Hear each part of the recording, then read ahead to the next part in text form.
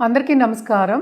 మనం ఇప్పుడు మాట్లాడుకోబోయేది ఆగస్ట్ నెల ఫలితాలు. ఆగస్ట్ 2025 ద్వాదశ రాశుల వారికి ఎలా ఉందో చూద్దాము. ఎప్పుడులాగే ముందు మనం మాట్లాడుకునేది గోచార రీత్యా. గోచార రీత్యానే ఈ ఫలితాలు చెప్పుకోవడం అనేది జరుగుతుందన్నమాట. సో ఏ గ్రహాలు ఏ రాశిలో ఉన్నాయో చూద్దాం ఫస్ట్.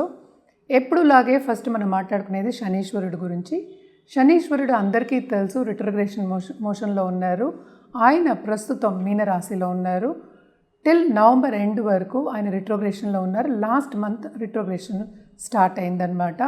దాని తర్వాత మనం మాట్లాడుకునేది శుక్రుడు గురించి. శుక్రుడు towards end of last month ఆయనేమో మిథునానికి వెళ్ళారు. 21 ఆగస్ట్ కల్లా కర్కాటకానికి దిగుతున్నారనమాట. అలాగే మనం చూసాము అంటే మిథునంలో మనకి జూపిటర్ ఉన్నారు, అంటే గురు ఉన్నారనమాట. అక్కడ గురు ఇక్కడే ఉంటున్నారు ఈ నెల అంతాను. ఆయన కంబషన్ నుంచి బయటకు వచ్చారు అండ్ ఆల్సో ఫుల్ పవర్తో ఉన్నారు. సన్ కూడా ఏంటంటే కర్కాటకానికి వచ్చేసారు. సింహానికి 17 ఆగస్ట్కి దిగుతున్నారనమాట. మెర్కురీ ఏమో ప్రస్తుతం కర్కాటకంలోనే ఉన్నారు. Towards end of this month August 30కి మనకేమో సింహానికి వస్తున్నారనమాట. సింహంలో ఏమో కేతు ఉన్నారు. అలాగే సో మార్స్ ఏమో మనకి ప్రస్తుతం కన్యలో ఉన్నారు. 28 జూలైకి దిగారనమాట. ఈ నెల అంతా ఇందులోనే ఉంటున్నారు. రాహు ఏమో కుంభంలో ఉన్నారు. ఇప్పుడు అన్నీ మనం చూసాం కదా. ఈ గోచార రీత్యానే మనం చెప్పుకోవాల్సి వస్తుంది. అంటే ఏంటంటే ద్వాదశ రాశి వాళ్ళకి ఫలితాలు ఎలా ఉన్నాయో చెప్పుకోవాల్సి వస్తుంది. ఇవన్నీ చూస్తే ఏంటంటే ఈ 9 గ్రహాలు మనం మాట్లాడుకునేది 8 గ్రహాలు. మూనేమో యాక్చువల్గా 2 రోజులకు ఒకసారి మారుతూ ఉంటారు, అంటే ఒక నక్షత్రంలో మారుతూ ఉంటారనమాట. సో ఒక రాశి మనం చెప్పినప్పటికీ 3 రోజులు 4 రోజులు కూడా అవ్వచ్చు. సో మనం ఎక్కువ మూన్ గురించి మనం ఎక్కువ మాట్లాడట్లేదు, అంటే చంద్రుడి గురించి. కానీ ఇవన్నీ చూసినప్పటికీ ఏంటంటే అన్ని రాశుల వారికి మిశ్రమ ఫలితాలే ఎక్కువ ఘోషిస్తున్నాయని చెప్పవలసి వస్తుందన్నమాట. ఎందుకంటే అంత మంచి పరిస్థితి లేదంటే శని రిట్రోగ్రేషన్ ఒకటి, అలాగే ఏంటంటే మెర్కురీ ఏమో కంబషన్ కూడా అవుతోంది. ఆయన ఆగస్ట్ 9 కంబషన్ నుంచి బయటకు వస్తున్నారనమాట. సో ఆగస్ట్ 11 రిట్రోగ్రేషన్ నుంచి బయటకు వస్తున్నారు.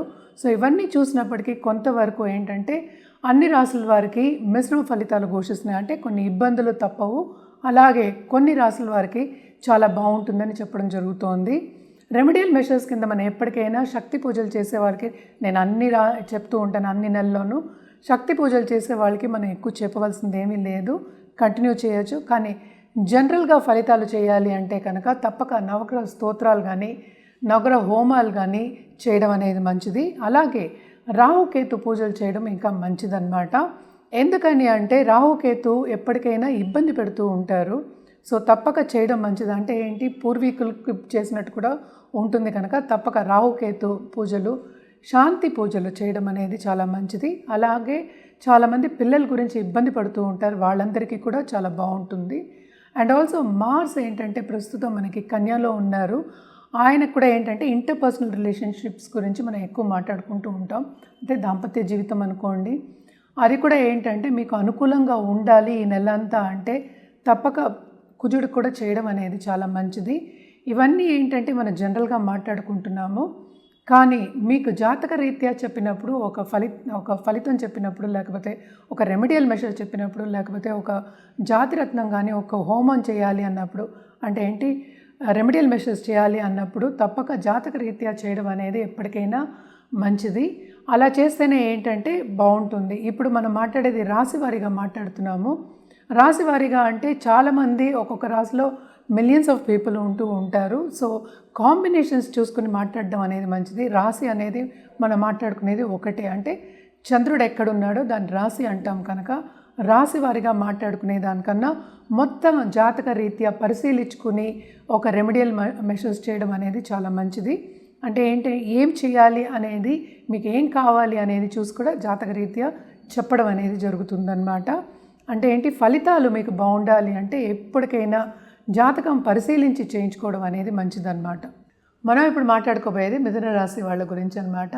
మిథునంలో ప్రస్తుతం జూపిటర్ ఉన్నారు. చాలా చాలా లక్కీ పీపుల్ అని చెప్పుకోవాలి. అదొకటి కాకుండా ఈ రాశికి అధిపతి 2వ ఇంట్లో ఉన్నారు. ఆయనేమో 3వ ఇంట్లోకి మనకి towards end of this month move అవుతున్నారనమాట. అలాగే 3rd లార్డ్ ఏంటంటే ప్రస్తుతం first half of this month 2nd హౌస్లో ఉన్నారు, అంటే మెర్కురీతో పాటు ఉన్నారనమాట. సో తప్పక ఏంటంటే వీళ్ళకి first half of this month కొన్ని ఇబ్బందులు పడే ఛాన్సెస్ మనకి కనిపిస్తున్నాయి. కానీ తోబుట్టువులతో సన్నిహితంగా ఉండడం, అలాగే గవర్నమెంట్ రీత్యా పని చేయించుకోవాలంటే తప్పక పనులు అవ్వడం కొంత తామదం అవుతుంది, లేట్ అవుతుంది, కానీ పనులు అయ్యే ఛాన్సెస్ ఎక్కువ కనిపిస్తున్నాయి అన్నమాట. అదొకటి కాకుండా మెర్కురీ కూడా అంటే ఈ రాశికి అధిపతి కూడా కంబషన్లో ఉన్నారు. సో కొంతవరకు సపోర్ట్ సిస్టమ్ అనేది తక్కువ ఉంది అనిపిస్తోంది ఈ నెల అంతాను. సో అందరితోనూ జాగ్రత్తగా మసులుకోవడం అనేది మంచిది, ఎస్పెషలీ పై వాళ్ళతోనూ, బాసెస్, సూపర్ బాసెస్తోనూ. కానీ ఏదైనప్పటికీ జూపిటర్ కూడానే ఉన్నప్పటికీ వాళ్ళకి బ్లెస్సింగ్స్ అనేవి ఉంటాయి అన్ని రంగాల్లోనూ. అంటే అటు దాంపత్య జీవితంలో కూడా కొంత అనుకూల పరిస్థితి అనేది నెలకొంటుందన్నమాట. అది కూడా second half of this month. And also mercury combustion మూలానే ఆయన కూడా బయటకు వచ్చేస్తున్నారు. సో తప్పక ఏంటంటే రిట్రోగ్రేషన్ నుంచి కూడా బయటకు వస్తున్నారు కనుక కొంతవరకు కమర్షియల్ యాక్టివిటీ కానీ లేకపోతే కమ్యూనికేషన్ రంగంలో ఉన్న వాళ్ళకి అంటే టెలికమ్యూనికేషన్ రంగంలో ఉన్న వాళ్ళందరికీ సత్ఫలితాలు ఈ నెలలో వాళ్ళకి కనిపిస్తాయి. తప్పక రాబడి అనేది ఎక్కువ అవుతుంది. స్టాక్ మార్కెట్లో ఉన్న వాళ్ళు, ఫైనాన్షియల్ మార్కెట్లో ఉన్న వాళ్ళందరికీ ఇది కొంచెం మంచి తరుణం అనేది చెప్పాలన్నమాట. అండ్ ఆల్సో మనం చూసాము అంటే టువర్డ్స్ ఎండ్ ఆఫ్ అంటే August 30th మూవ్ అవుతున్నారు. సో అప్పటి వరకు అంటే ఈ నెలంతా ఎంజాయ్ చేసే ఒక మంత్, కొంచెం సత్ఫలితాలు ఉండే మంత్ కింద మనం తీసుకోవాలి మిథున రాశి వాళ్ళకి. అలాగే చూసామంటే ఖర్చులు కూడా వీళ్ళకి కొంతవరకు అధికమై ఉంటాయి, కానీ కూడా ఏంటంటే శుభ ఖర్చులే ఉంటాయి. ఎందుకంటే లాంగ్ టర్మ్ ఇన్వెస్ట్మెంట్స్ గురించి ఆలోచించి ఇన్వెస్ట్మెంట్స్ చేసుకోవడం కానీ అలాగే ఖరీదైన వస్తువులు ఇచ్చిపుచ్చుకోవడం కానీ జరుగుతుంది. తప్పక ఉన్నత వ్యక్తుల పరిచయం అవుతుంది, దాని మూలానే సత్ఫలితాలు కూడా ఉంటాయి, బంధుమిత్రుల కలయిక కూడా ఉంటుంది. అలాగే శుభకార్యాల్లో పాల్గొనడం కానీ అలాగే ఏంటంటే ధార్మిక కార్యక్రమాలకి విరాళాలు ఇవ్వడం కానీ, ఒక గురువుని పూజించడం కానీ, పూజలు కానీ లేకపోతే ధ్యానం మీద ఎక్కువ ధ్యాస పెట్టడం కానీ ఎక్కువ కనిపిస్తుందన్నమాట. సో తప్పక వీళ్ళకి రాబడి ఎక్కువే ఉంది, అలాగే స్పిరిచువాలిటీ అనేది కూడా ఎక్కువ అవుతుంది. అలాగే స్టూడెంట్స్ విషయానికి వస్తే కనుక తప్పక వీళ్ళకి అనుకున్నది సాధించే ఒక మంత్ కింద మనం చెప్పుకోవాలి. అండ్ ఆల్సో ఎవరైనా కన్సల్టెంట్స్ కానీ లేకపోతే ఇప్పుడు ఎడ్యుకేషన్ రంగంలో, నాలెడ్జ్ రంగంలో ఉన్న వాళ్ళందరికీ బాగుంటుంది ఈ నెల, సత్ఫలితాలు ఉంటాయనే చెప్పాలన్నమాట. అదొకటి కాకుండా సడన్గా డబ్బు వచ్చే సూచనలు మనకి కనిపిస్తున్నాయి. అండ్ ఆల్సో లాంగ్ టర్మ్గా పిల్లలు కావాలి అనుకునే వాళ్ళందరికీ ఈ నెల కొంతవరకు ఊరట కలుగుతుంది. అండ్ మంచి ఆపర్చునిటీస్ అంటే ఏంటి, మంచి సత్ఫలితాలు, గుడ్ రిజల్ట్స్ కనిపించే ఛాన్సెస్ ఎక్కువ కనిపిస్తున్నాయి అన్నమాట. కొత్తగా పెళ్ళి కావాలి అనుకునే వాళ్ళందరికీ మంచి పార్ట్నర్ వచ్చే ఛాన్సెస్ కూడా మనకి కనిపిస్తున్నాయి. లవ్ రిలేషన్షిప్ కూడా కొంతవరకు బాగానే ఉంటాయి, కానీ ఏంటంటే ఈగో క్లాషెస్ వచ్చే ఛాన్సెస్ మనకి కొంచెం కనిపిస్తున్నాయి. అంటే డిసగ్రిమెంట్స్, ఎడబాటు వచ్చే ఛాన్సెస్ కొంచెం మనకి towards end of this month అంటే second half of this month మనకి కనిపిస్తున్నాయి అన్నమాట. సో తోబుట్టువులతో కూడా వీళ్ళకి సన్నిహితంగా ఉండడం కూడా మనకి కనిపిస్తోంది. సో బిజినెస్ రంగంలో కూడా వీళ్ళకి ఎక్కువ కాంపిటీటర్స్ కన్నా ఎక్కువ చేసే అంటే రాబడి ఎక్కువ వచ్చే ఛాన్సెస్ మనకి కనిపిస్తున్నాయి. అండ్ ఆల్సో ఎస్పెషలీ ఫుడ్ రంగంలో ఉన్న వాళ్ళకి, నేను ఇందాక టెలికమ్యూనికేషన్స్ చెప్పాను, అలాగే ఫుడ్ రంగంలో ఉన్న వాళ్ళందరికీ కూడా వీళ్ళకి చాలా బాగుంటుంది, రాబడి ఎక్కువ అయ్యే ఛాన్సెస్ ఉన్నాయన్నమాట. మనం పరిహారాల విషయానికి వస్తే కనుక తప్పక వీళ్ళు బుధుడికి అంటే ఏంటంటే మెర్కురీకి జపం చేయడం మంచిదన్నమాట. అదొకటి కాకుండాను గణపతికి హోమం చేయడం కానీ నిత్యం పూజ చేయడం చాలా మంచిది. కొంతవరకు ఏంటంటే అడ్డంగాలు తొలగిపోయే ఛాన్సెస్ ఎక్కువ కనిపిస్తున్నాయి. సో తప్పక ఇవన్నీ చేసుకుంటూ ఉంటే మీకు లాంగ్ టర్మ్గా మీకు ఇంకా బాగుంటుంది. అలాగే ఏంటంటే ఇంట్లో ఏమైనా అంటే చీమలు కానీ లేకపోతే ఇంట్లో ఫిషెస్ పెట్టుకుంటే కనుక తప్పక ఆహారం టైంకి పెట్టండి, ఇంకా మీకు మంచి జరుగుతుంది.